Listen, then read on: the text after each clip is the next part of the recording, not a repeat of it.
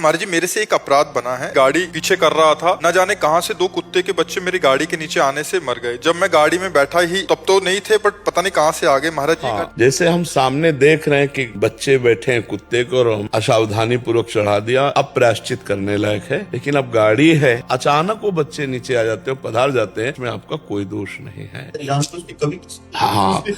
हाँ, उसकी आयु समाप्त होनी थी किसी न किसी बहाने से, वो सब हो गया, उसका कोई प्रायश्चित नहीं, क्योंकि वो सच्ची बात वो आपके द्वारा घटना नहीं घटी। आपके द्वारा घटने पर प्रायश्चित किया जा सकता है। अब हम किसी जीव को देख के फिर जूता रख देते हैं उसके ऊपर, अब वो प्रायश्चित करने लायक है। अगर आपकी इच्छा ही है प्रायश्चित करने की तो उस जीव का मंगल हो, इसलिए गोपाल शास्त्र नाम का पाठ कर लीजिए और भाव कीजिए कि वो जो जीव बच्चे रूप में थे उनका मंगल हो। और ये गोपाल शास्त्र नाम का पाठ में देता हूँ, 2 पाठ कर लीजिए तो वो 1,000 नाम है, वो उस जीव को जहाँ जिस योनि में होंगे वहीं उसका मंगल शुरू कर देंगे। गुरुदेव किसी भी परिस्थिति में सही फैसला कैसे लें? मुझे बाद में पछतावा होता है। 2 मन के हिस्से, एक है भागवतिक हिस्सा और एक है पाप वाला हिस्सा।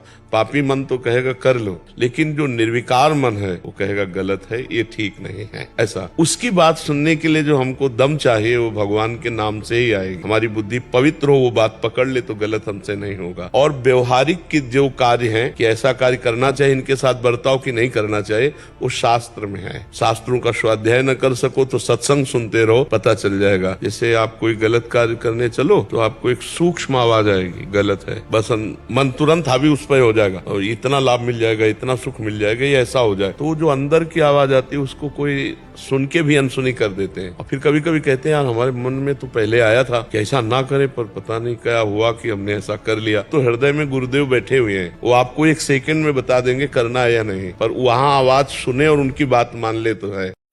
हे लाडली कृपा कर दो, ये मेरा तन मन जीवन आप जबरदस्ती स्वीकार कर लो, क्योंकि मैं तैयार करना चाहता हूँ, आपकी भेंट चढ़ाना चाहता हूँ। मैं जो चाहत तो ही भेंट चढ़ावन, पर आपके योग्य ना तन है, ना मन है, ना हमारा जीवन है, सब अपवित्र है, पतित है। ऐसा होने पर भी आप स्वीकार करने के लिए राजी हैं, पर देने के लिए मेरा मन राजी नहीं। अपना आधिपत्य बनाए रख रहा है शरीर पर, अपने पर। ये मन अपना संकल्प विकल्प नहीं छोड़ रहा, आपकी अधीनता नहीं स्वीकार कर रहा, तो बरबस लीजिए।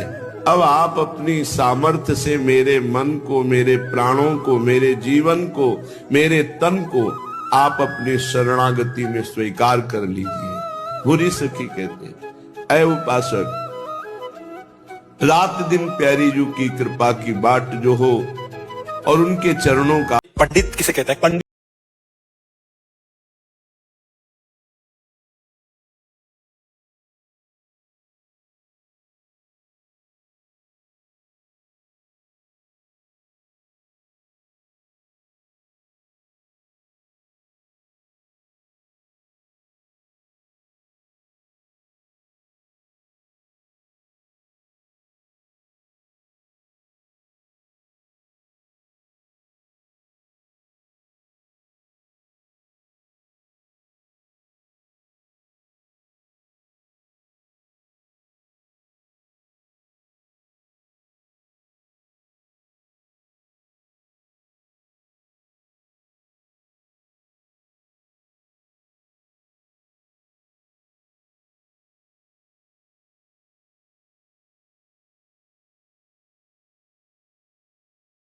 इसलिए दोनों को पंडित कहा गया। दरवाजा खटखटाया, काफी देर बाद तो महाराज जी जो स्वरूप से निकले तुम्हें क्या बताए। अश्रु चल रहा था, लाल चेहरा, नाक बह रही बार बार ऐसे, और रोम रोम पुलकित। देखते लगाए बात बन गई। साष्टांग चरणों में लेटे महाराज जी ने सन्यासी देखा, 2 कदम पीछे हट गए। कैसे आपसे बात कर? नहीं, आप बात रही। और सिटकिनी की तरफ हम कहा नहीं महाराज जी, अब राधा वल्लभी हो गए, रुको रुको महाराज जी ऐसे। तो फिर उन्होंने हमारी तरफ देखा तो तिलक राधा वल्लभी, लाल कपड़ा और जटा।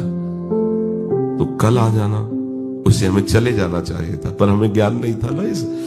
अब ब्रह्म ज्ञान और कहां प्रेम, पर इतना जरूर अनुभव उसी समय हो गया था कि बिल्कुल छके हुए महापुरुष हैं। अंदर गए तो महाराज जी ने अपने आसन पे बैठा ला, क्योंकि संत भेजता तो बैठा लो। वहां के ऐसे परमाणु के हमें कभी रोना नहीं आता था, हमारे को भी रोना आ गया। महाराज जी से कहा, महाराज जी बचा लीजिए। क्या? हमको संन्यास मार्ग तो छूट गया। अब हमें कुछ समझ में नहीं आ रहा कि मैं राधावल्ली उपासना में करूं तो क्या करूं, करें क्या हम महाराज जी?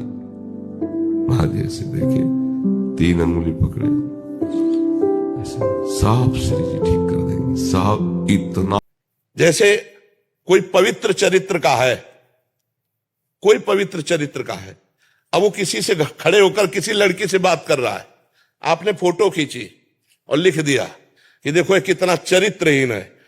अब वो अपनी सफाई पेश नहीं कर पा रहा, लेकिन उसका हृदय जल रहा है। हृदय की आग तुमको ऐसी जगह गिराएगी जहां गिरने की कोई संभावना नहीं थी। बहुत बड़ी बात होती है, आपके एक लेखनी से एक इज्जतदार आदमी 2 मिनट में पूरे भारत में बेइज्जती को प्राप्त हो जाएगा। 2 मिनट में यह घटना है, होती रहती है।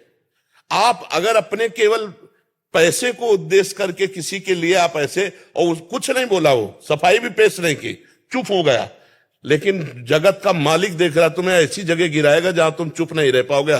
ये बात तो समझनी चाहिए। आपकी एक छोटी सी कलम की गलती एक इज्जतदार आदमी की पूरी भारत में बेइज्जती हो सकती है, और आपकी छोटी सी बात बहुतों को संभाल सकती है। छोटी सी बात बहुतों के हृदय में दुख पैदा कर सकती है। तो हमें लगता है झूठ तो नहीं होना चाहिए, बिल्कुल झूठ नहीं होना चाहिए। सत्य वस्तु में माना कि थोड़ा कम समय में प्रकाश नहीं होता, थोड़ा लंबा समय लगेगा लेकिन प्रकाश होगा। असत्य समय में माना कि तुम थोड़ा जल्दी धनी बन जाओगे, लेकिन वो तुम्हारी हानि भी करेगा, तुम्हारे को पतन के मार्ग में भी ले जाएगा। आजकल क्या हो रहा है महाराज जी, कोई सफेद डाला, एकदम दाढ़ी मूछ नहीं रखा हुआ, क्योंकि जो अल्पज्ञ लोग हैं, जो समझते नहीं, अविवेकी हैं, वो उनको भी संत साधु कह देते हैं। साधु की 2 ही पद्धति है, जो बैरागी हैं, बैरागी की 2 ही पद्धति है। लंगोटी बंद होगा, नीचे खुला वस्त्र होगा, ऊपर जो वस्त्र धारण गुरु परंपरा से दिया गया, और बाल या तो पूरे के पूरे रखे होंगे और या पूरे के पूरे मुड़े होंगे। सेटिंग नहीं होगी, ये नहीं कि दाढ़ी मुछ मुड़ा लिया बाल रखे हुए हैं, ऐसी कुछ नहीं होता। या तो पूरे शरीर के बाल रखे हुए हैं और या तो पूरे शरीर के बाल मुंडन करवाए हुए हैं। 2 महीने में मुंडन का विधान है और आजीवन बाल रखाने का विधान है। 6 महीने, 12 महीने, 12 साल, जितना चाहो उतना आप रखा लो। तो जैसे है तो पूरे रखे हुए हैं, और मुंडन तो फिर पूरे का मुंडन हो गया। ये सेटिंग नहीं चलती बाबागिरी में। महाराज जी 88 साल उम्र है आपकी, 14 वर्षों में हाथ से राम राम करके रामायण का पूरा वो लिखा है महाराज जी आपने। अच्छा, और इनकी इतनी भावना है कि जो रिफिल से लिखा है ना, वो भी रिफिल संभाल के रखिएगा, ताकि वो भगवान का नाम लिखा है तो मैं उसको कैसे फेंक सकता हूँ। जैसे ये बालकांड है, अच्छा, पूरी छोटे छोटे अक्षरों में राम राम राम। वाह, धन्य बहुत बहुत, अरे वाह, बहुत सुंदर। अच्छा, हर अक्षर पे नाम लिखा है। ये राम राम राम राम पेज में। लेकिन बहुत बड़ी एकाग्रता और बहुत सूक्ष्मता, मतलब महाराज जी 14 साल लग गए और बड़ी क्लैरिटी भी है। ये साक्षात मंदिर है, इसमें भगवान विराजमान है। बहुत सुंदर।